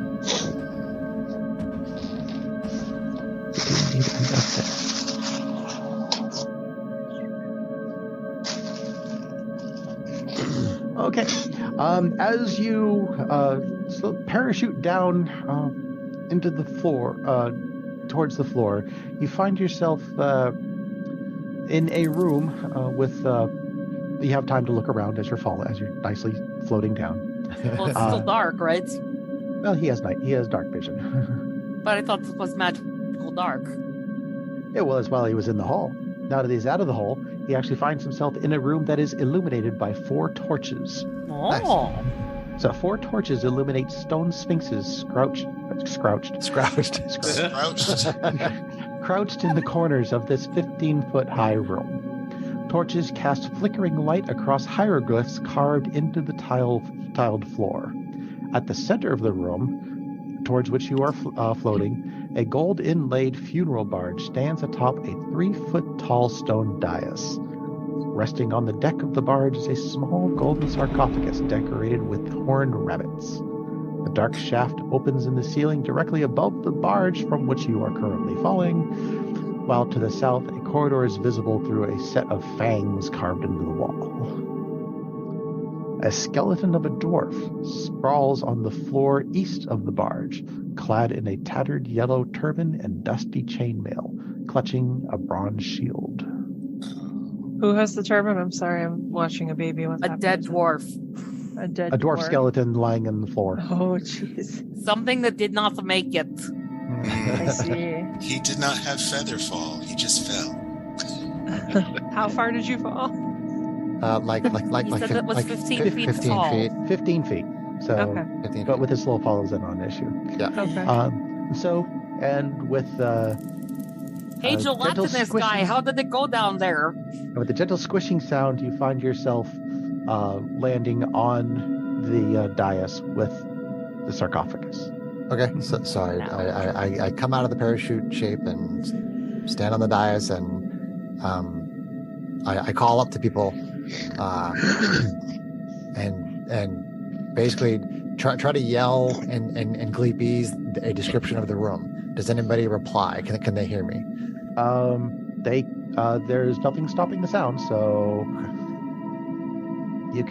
they and half the denizens of the tomb can hear you. Okay. So Gleep describes the room to you guys. So how far is the distance total from the dais to the top of the hole? Let's see. How high did I say the dais was? 3 foot tall stone dais. So it's about 12 feet Okay. to the hole from the stone dais. So is there No, anywhere? hold on. From the dais to the very top of the hole where I went in. Oh, from the very top of the hole. Well, the hole was only about 10 feet. So we're looking at about 22 feet. 22, 23 feet. Okay. Okay, so I tell everybody that it's 20 feet down. Okay. Is there a way to tie off a 50-foot rope somewhere on the double face around the end of the hole? It's got horns, right? Is it a horny devil? What she said. It is a horny devil. There are devil horns. Okay. Tie it to the horns. Tie off some ropes to the horns and say, let's go down there. And Tavriel just jumps down with her monk skills. Okay. Skipping to level 3. Huzzah. Oh, Was that about wanting to explore the whole floor first? I didn't Chris? want. Well, it said into darkness descend. I was with Sarah. It was probably supposed to be a good thing. You could always go back up. We have a rope. That's why I tied off the rope so that we could You have return a to the rope? second Tied floor it? if we want to. But collecting another god sounds fun to me. I don't know. Okay.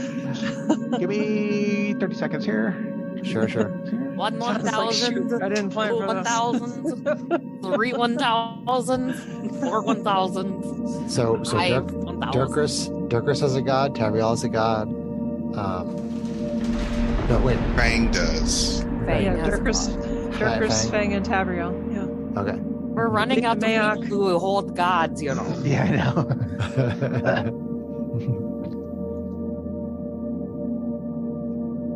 So this is a little tiny gold sarcophagus on the top of this thing. A bunny rabbit.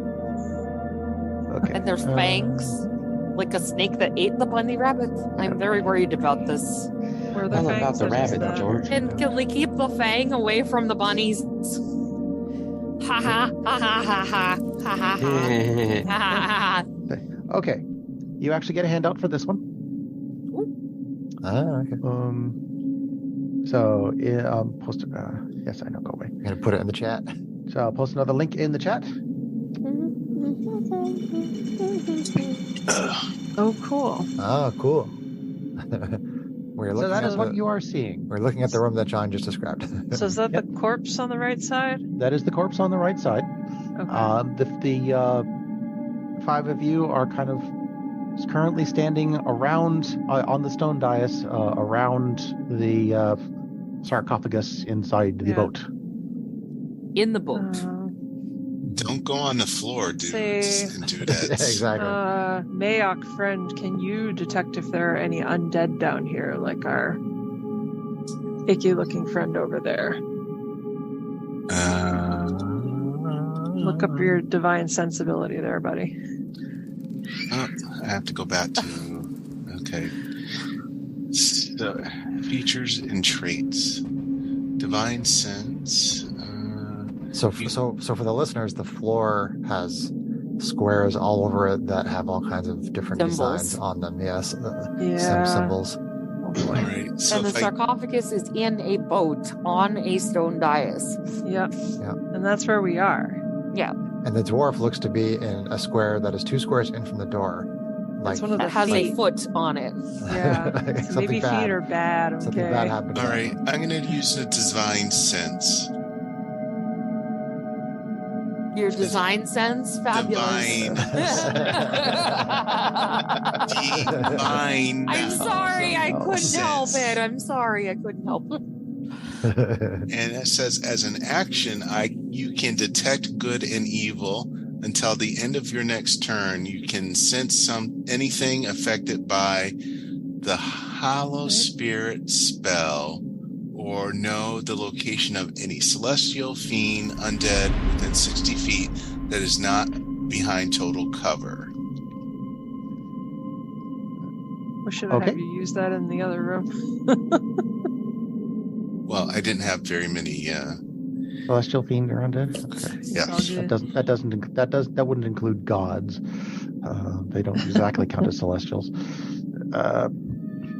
But okay, you go ahead and you reach out with your senses to as far as you can see around the room. But let's see.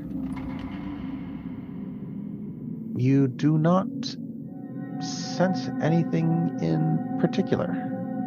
Okay.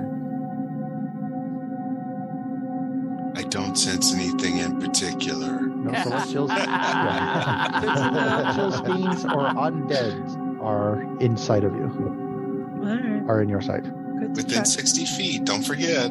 Yeah, no, it's just Okay. nice to know that that dwarf isn't going to stand up and attack us. Tavriel's gun shy after the dude and the other two.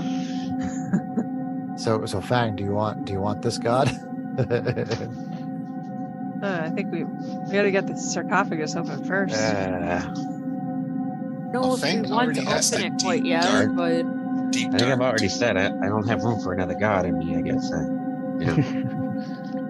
Fang already So- has. It's already a little crowded up here, even before I got the god.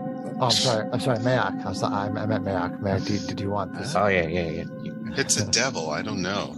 He may not Oh, be. so it's a bunny rabbit, probably. It's a tiny sarcophagus. The with sarcophagus rabbits had around a it. rabbit around it. Yeah. We'll have to see. Well, I guess first of all, can we open it?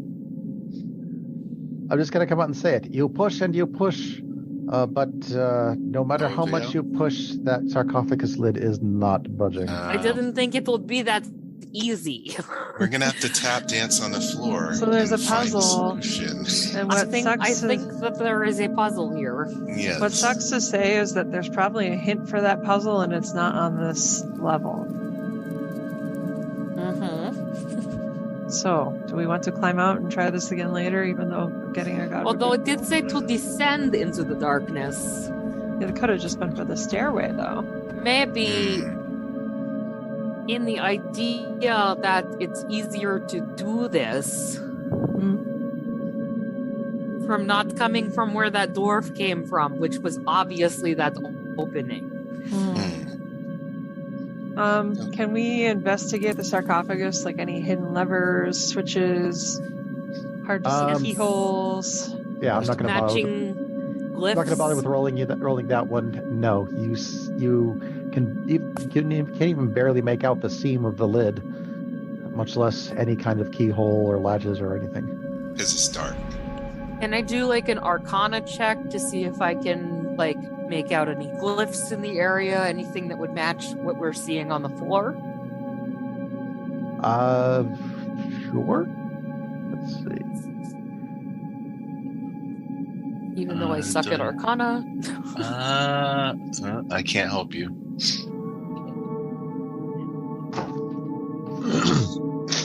So I have -1. Yeah, so do I. But I'm trying here, guys. Yeah. So we have no idea how to get through this thing. I'd like to investigate the room. Wow. It looked like a room. There's pretty pictures on the floor. But what do they mean? Yeah, there's like a bird, there's a snake, there's like a scarab, a tree, a staff, a foot. See, Fang, if you summoned a creature again, could we have it test stepping on some of these squares? John's muted. Yeah. Oh, sorry. I've been sitting here talking and I forgot to have the button. He's like, why are they talking over me? Oh. Sorry. So Durkis hasn't rolled her perception yet. So. Do you want me to roll perception or? Well, you're perceptifying the room, right? Well, I was saying investigate. Well, investigation requires getting up close and personal. Okay, so I guess I'll perceptify, which is unfortunately disadvantage with me, but we will try it anyway. Okay. Never know. Help. All right, that was a 6.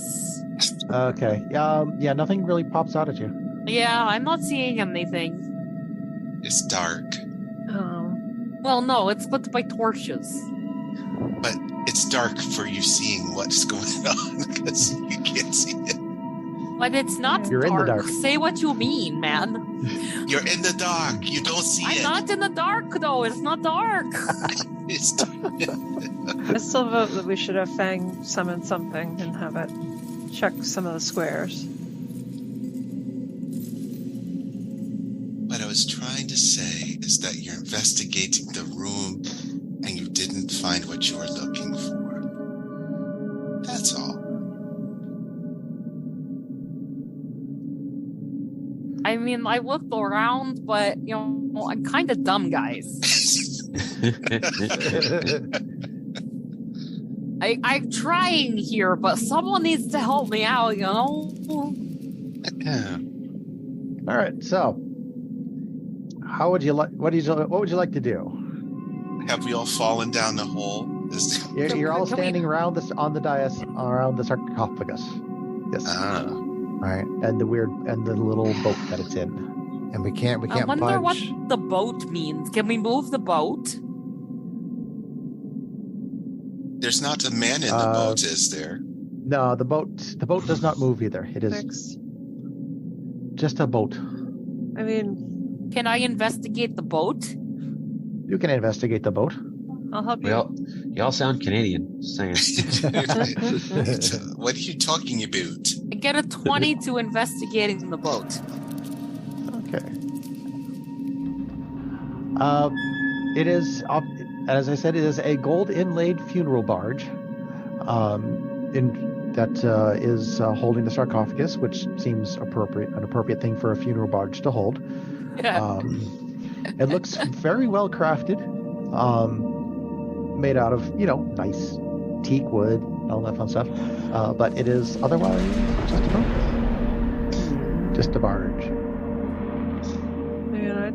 Dirkris is just standing around scratching her head. So my ideas are testing the floor plates with something. Our guy with wild shape turns into something flying and checks out all the sphinxes just to see if there's a clue or keys or switches or something out there.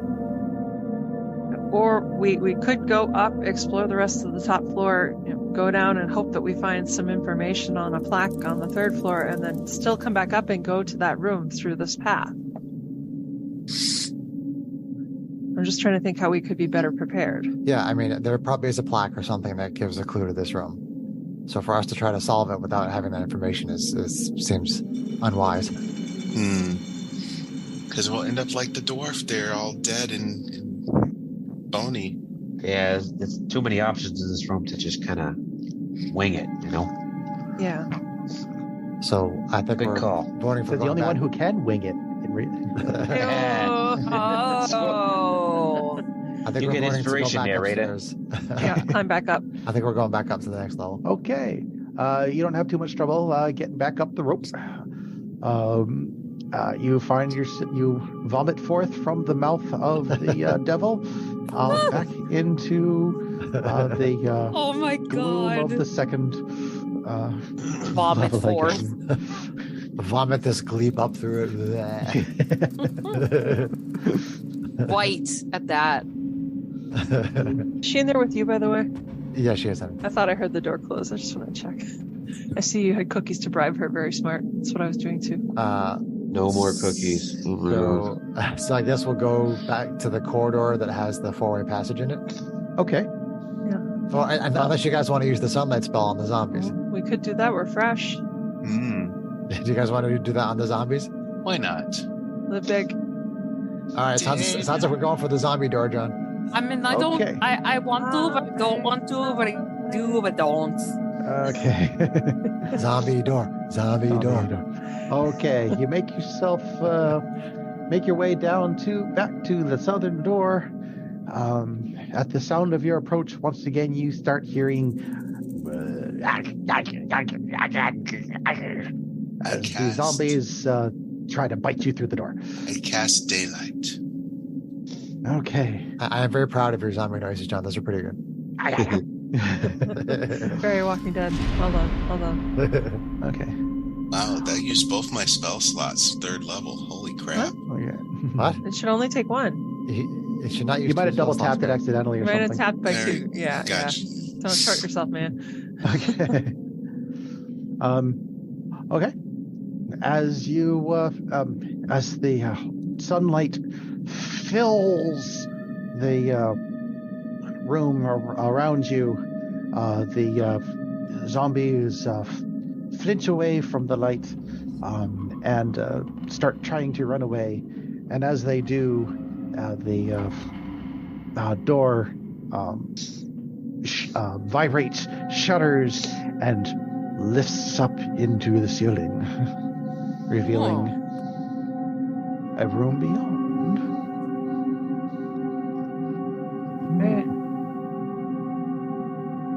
Are we going forth? Yeah, I think so. That's the whole point, right? Okay, Chris, you're muted. I think John's looking for a link. No. It lasts nope. for. No, it's just moving on to the next part of just advancing myself gotcha, to that gotcha. part of the All right. module. Gotcha. So it lasts for 1 hour, and it's bright light and dim light for an additional 60 feet. Okay. So you don't have to use the torch for the next hour, Greg. Yes. Nice. That's all. Okay, worth the third level slot. Impressive. All right. Looking into the room, 6 glass cauldrons brimming with humanoid bones line the walls of the tomb, at the center of which stands an ancient chariot bearing a bronze sarcophagus with treasures strewn atop it. Paintings on the chariot's body show a tall bird with a long, sharp beak. On the south wall, opposite you, a bronze shield bears the embossed image of a Cholton warrior carrying a spear. Below an inscription reads, bow before no one. 4 bronze statues stand on pedestals on either side of the shield. They depict Jolton warriors, one holding a sword, 2 with spears, and 1 missing its face. Oh. The zombies are still trying to run away from the light, but they still look like they might be perfectly willing to swipe at anything that gets close enough to them. Stay away from the zombies. Check.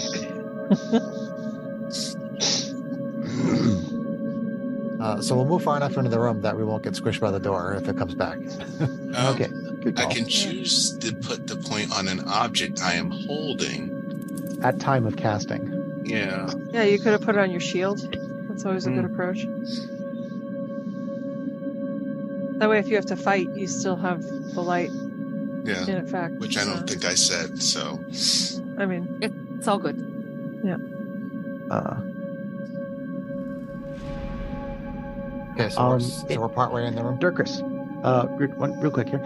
Dirkris, as you enter the room, Ovalaka in your head is like, be careful of those cauldrons. I can see that they have the bones of the zealous devotees of. If I read the motif of the room right, probably Papazotl. And so, Papazotl. Who the hell was that? Papazotl was. Who the hell was Papazotl? Papazotl was.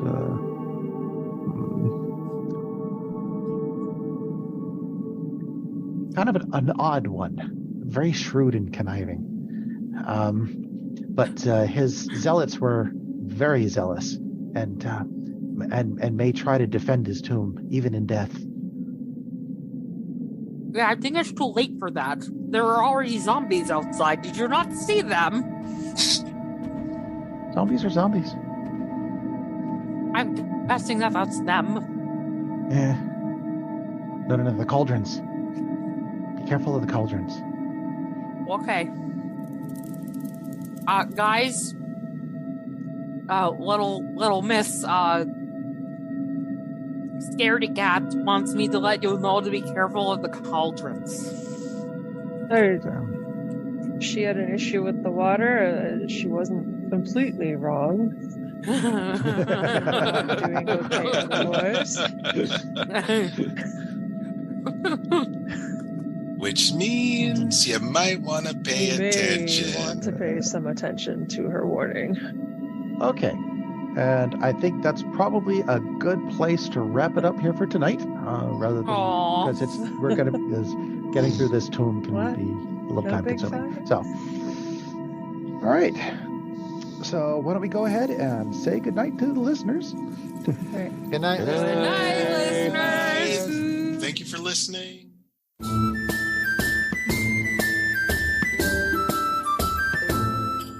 If you enjoyed this podcast, please leave us a review anywhere this podcast can be found. Our social media links, plus additional content, can be found on our website at knightsofroleplay.com. Please tell your friends about Knights of Roleplay, an adventuring podcast, and spread the word through social media. Your help and support are greatly appreciated.